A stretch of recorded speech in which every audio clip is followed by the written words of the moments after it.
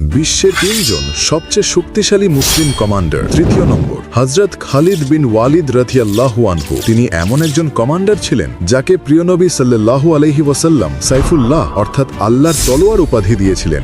ইসলাম গ্রহণের আগে তিনি ইসলামের অনেক বড় শত্রু ছিলেন, কিন্তু ইসলাম কবুল করার পর তিনি বহু যুদ্ধে অংশগ্রহণ করেন এবং তার পুরো জীবনে একটিও যুদ্ধে হারেননি। দ্বিতীয় নম্বর, হযরত ওমর ইবনুল খাত্তাব রাদিয়াল্লাহু তাআলা আনহু। তিনি ইসলামের দ্বিতীয় খলিফা এবং দুনিয়ার সবচেয়ে শক্তিশালী মুসলিম নেতা ছিলেন। হযরত উমর 10 বছর পর্যন্ত খেলাফত করেছিলেন। এই 10 বছরে তিনি 20 লক্ষ বর্গ মাইলের উপর শাসন করেছিলেন। হযরত ওমর ইবনুল খাত্তাবের শাসনকালে বায়তুল মুকাদ্দাস জয় করা হয়েছিল। 1 নম্বর, হযরত আলী রাদিয়াল্লাহু তাআলা আনহু। তিনি ছিলেন ইসলামের চতুর্থ খলিফা। তিনি এতই সাহসী ছিলেন যে তিনি তার এক হাত দিয়েই খাইবারের দরজা উপড়ে ফেলেছিলেন। যদিও খাইবারের যুদ্ধ ছিল এমন একটি যুদ্ধ যা মুসলমানদের জন্য জেতা খুব কঠিন ছিল, কিন্তু খাইবার কিভাবে জয় না হয়ে পারত? কারণ মুসলমানদের নেতৃত্ব ছিল আল্লাহর সিংহ অর্থাৎ হযরত আলীর হাতে, এবং মাত্র 1600 সৈন্য নিয়ে হযরত আলী খাইবারের 14,000 সৈন্যকে পরাজিত করেছিলেন।